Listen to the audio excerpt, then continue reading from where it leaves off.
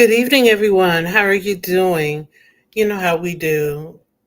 Say hello in the chat, share this amongst your network, because we're going to talk a little bit about what the president said last night. We're going not doing a deep dive, but we're going to talk about a little bit what he's done, what he said, how it will affect your business in the upcoming year.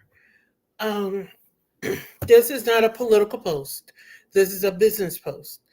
And we're going to analyze the presidential speech from the perspective of how it's going to shape your strategy in 2026. Now, one thing that wasn't in his speech, but it is a presidential action today, is he signed the $9 billion Defense Authorization Act. So there's $9 billion at play for the Department of Defense. And anyone who has been keeping an eye on recent events, the fact that it's now the Department of War, the fact that their strategic um, position is taken, there's opportunity for those in the defense industry to look at your strategy. You know, there are certain procurements that are out that you are looking at, but those who are looking to get into the game, those who are already established businesses, are looking to get into the game, take this opportunity to expand their network. Now, some people are saying, I am not a defense contractor. This live is not for me. Hold on. I'm just starting there. Give me a moment. But even for you, even if you're not a defense contractor, but you provide or supply humanitarian aid, you do training, you are a leadership development, do anything along those lines, there are plenty of opportunities increasing within the Defense Authorization Act. And you're going to have to really look at that, and you're going to have to learn how to parlay that. One of the things I did, or I stated in a post I did a couple of days ago, was that contracting was about one, compliance, two, networking, but it's also about seeing opportunities that are obvious and not obvious. And anytime spending increases, everything else increases as well, including oversight, training, supplies. Those of you who are truckers, those of you who do logistics, all of these things are coming into play. Now, one of the things on last night was the 100% job growth in the private sector. And that is something to be proud of, because that means that the private sector is growing. You know, that means all of us who have started our businesses, we're hiring. That means that we've, put our boots on the ground and we are thriving. To think of him as a president, that's irrelevant. We're talking about business and how what he is saying is feeding businesses. And whether we want to acknowledge it or not, what he says affects the stock market. What he says affects supply chains. So when he talks about the fact that 100% of the new jobs created was within the public sector. Now, I haven't looked at the job report. I believe it came out today. I haven't looked at it yet. That is great, because that means that the job sector is thriving. Now, we also understand that there's some shrinking going on in certain segments of the public sector. So, those of us in business, those of us who are six and beyond, because we understand we don't do 1 year planning. We do we have 1 year in the present and 1 foot in the future. We're looking at how does the economy and how things are shaping out for us and how we plan out for those things. We know AI is out. It's been out for years. It's just that people are now openly. AI is not new, especially to those who've been in the game for a while. Excuse me. And those who will, I don't want to say early adapters because you can't early adapt something that has been out for years. But those who embrace and learn how to integrate it into your companies and learn how to use it effectively and efficiently, not to replace people, simplify and make your systems efficient, will take things by storm. We understand that he talks about tariffs and the importance of tariffs, and he's touting the how tariffs is a big success. Those of us on the back end know that some prices have spiked. Well, tariffs aren't going away. So, how are we addressing pricing? Whether you're a government contractor or you're just doing labor logistics for your general business, how are you going to address that? If you're new in business and you're trying to scale to that next level, just putting your head in the sand and saying it's going to go away, it's not going to go away. That's when you have to be strategic and you have to look with the eye of discernment and say, plan for and accomplish all these things. You know, raising your prices is one thing. You can't just lay off people because the work has to get done. But there's ways to smooth and spread out the cost and to streamline and make your operations efficient. Because we're also listening for what he didn't say in the speech, listening to the things that he was, I don't want to say avoiding, but the things that he highlighted while not addressing head on certain things. I really wish he had talked a little more about some of the actions that were currently taking place and how those actions will a regular everyday business owner. Now for this part or this segment is addressed basically to those who have revenues of less than 1 million, who do not do consultancy, but you're the ones who deal with the importing. There are a lot of things shaping on the geopolitical frontier. If you have questions or you have comments, please drop them in the chat. I'll pick them up and I'll address them as I see them. That are going on geopolitically, that are causing something called, some of the pundits are calling it affordability. Some of the pundits are calling it shrinkflation. Our president, an affordability issue. Our vice president is saying that we're just in the messy middle. I'm going to say this. We're in a transition period. There are some things that are being implemented that is just waiting for the full weight of it. Is just anytime you're in transition, it's going to be hard. And we're just in that transition period. And your strategy for 2026 is going to have to account for the messiness in the transition. The president talked about the $18 trillion worth of investment in the US coming from out of the country. But my question is, how is that going to play out? How is that going to, unfold into this country? Because granted, they're going to be opening jobs and all of these things, but there's this messy transitional stage that's going to occur. Congress has been playing around with the subsidies. I wish he had spoken in greater detail about that.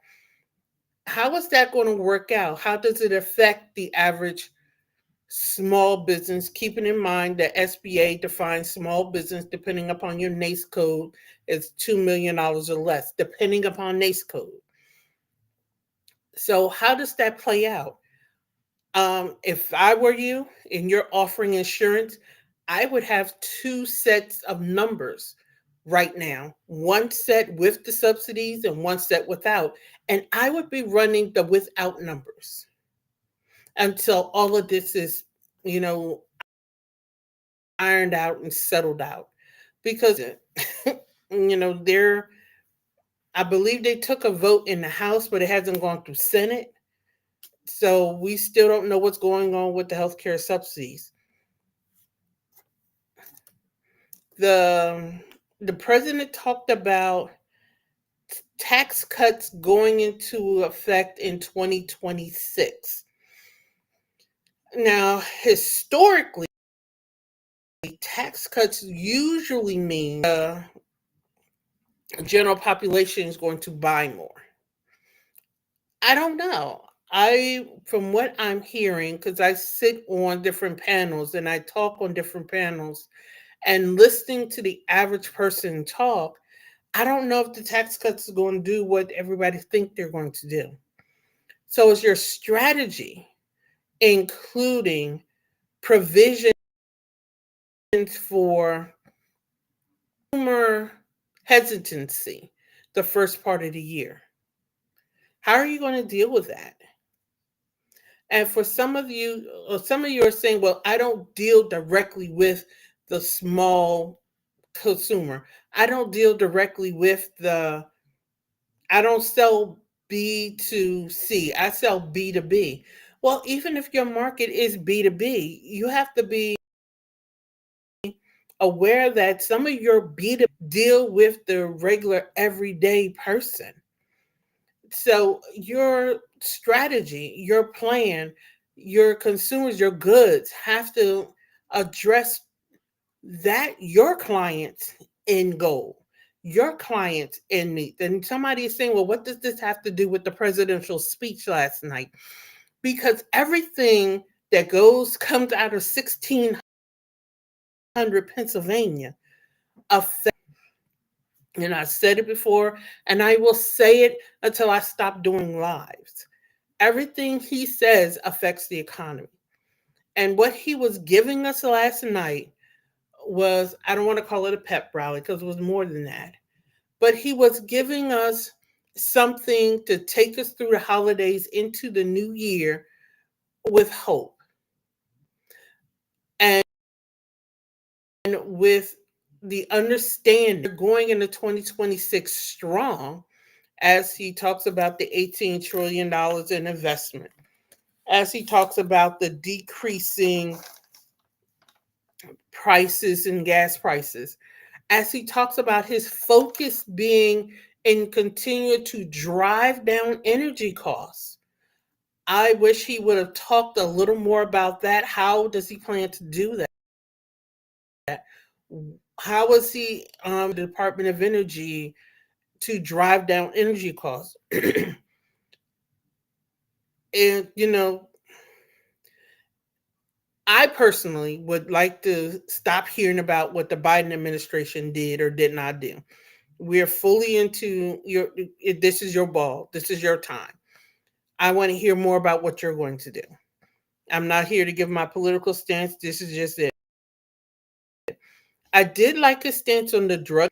So anybody who offers any services in that arena, that will ease off of or relieve the strain in the services and senior services with drugs prices dropping. And he actually released a TrumpRx.gov is a website he released last night. I haven't looked at it yet, and I give my thoughts on it.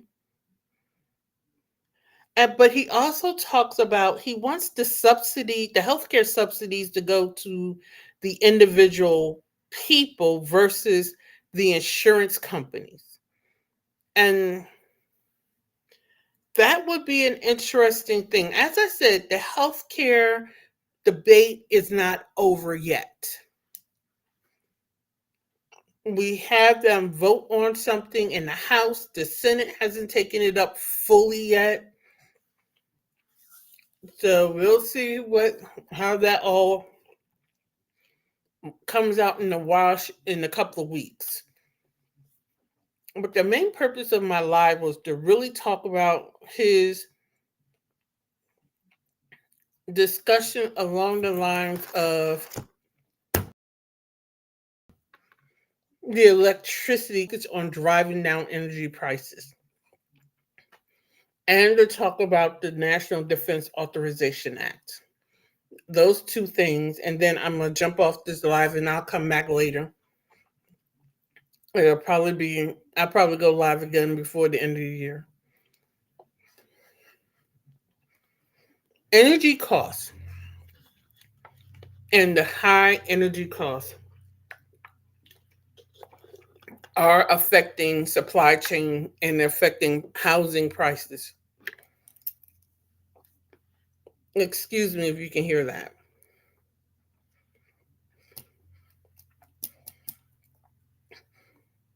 And I believe that his focus on the energy costs or driving them down or tightening that is going to be a big moniker for 2026. Anybody who works in that industry, I think if that was something I did, I would really be looking at research. I would look at, electric vehicles aren't going anywhere. So I would still be looking at the implementation of the charging stations that they're trying to put on clear across the country. The whole thing around the grid. Now, we do know that our grid, it started with President Biden's first year in office when he talked about updating our energy grid. And that actually would help drive down energy costs. So anybody working in that industry, if you way or look for RFPs or initiatives around updating existing structures or just replacing some structures, you may find that there's going to be a lot of funding around that. Now, I know a lot of people are against data centers. I'm against data centers the way that they're being done. Taking away farmlands to throw up data centers don't make sense to me. And if somebody else can make it make sense,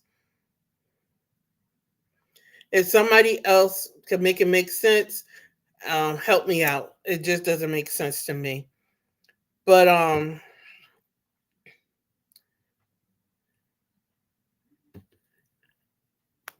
I'm sorry. I'm looking at my comments as well. However, energy costs is just for the first quarter of 2026, along with what's going on with the defense spending. Now, we're also working on or getting up to our 250th anniversary of the Declaration of Independence.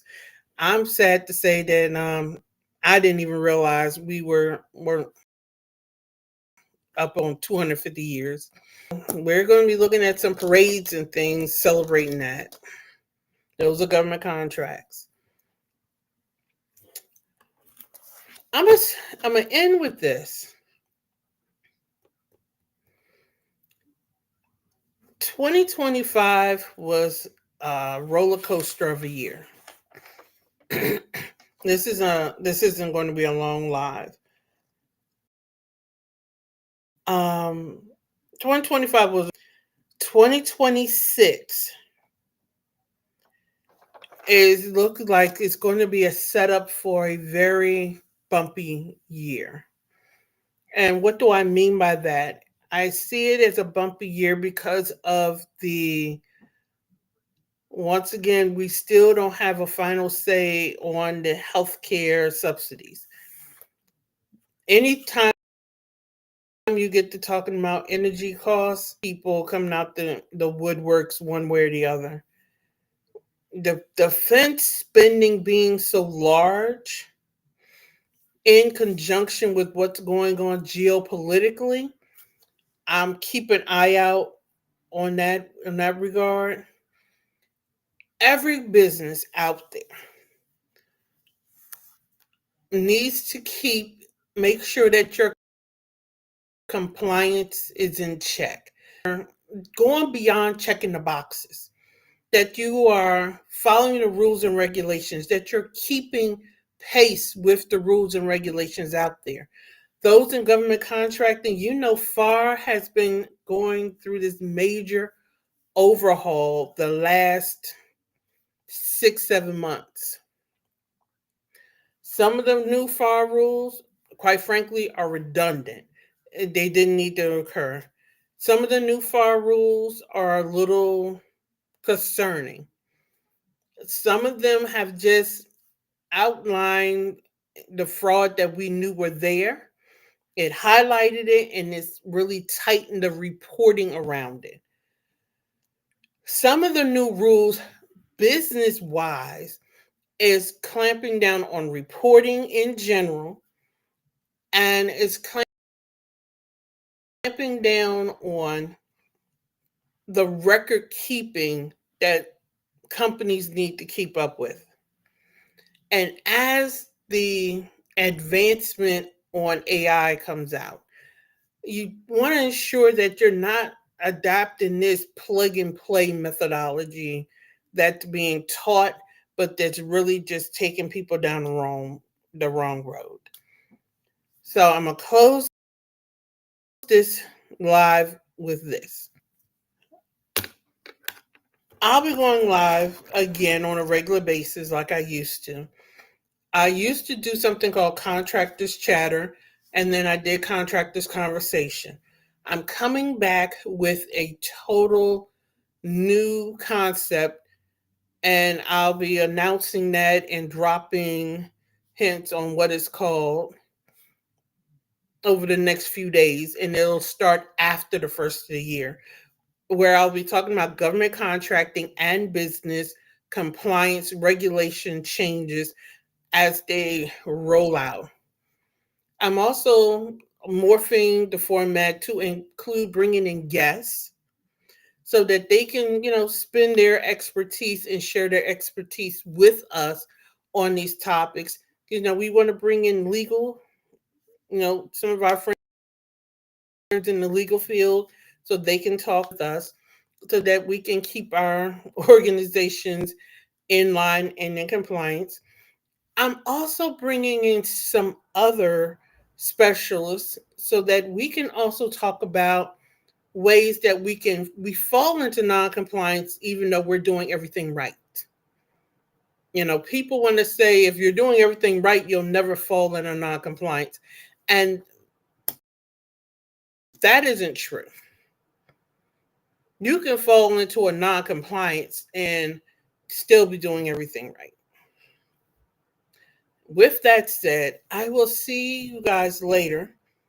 Be on the lookout for my next live.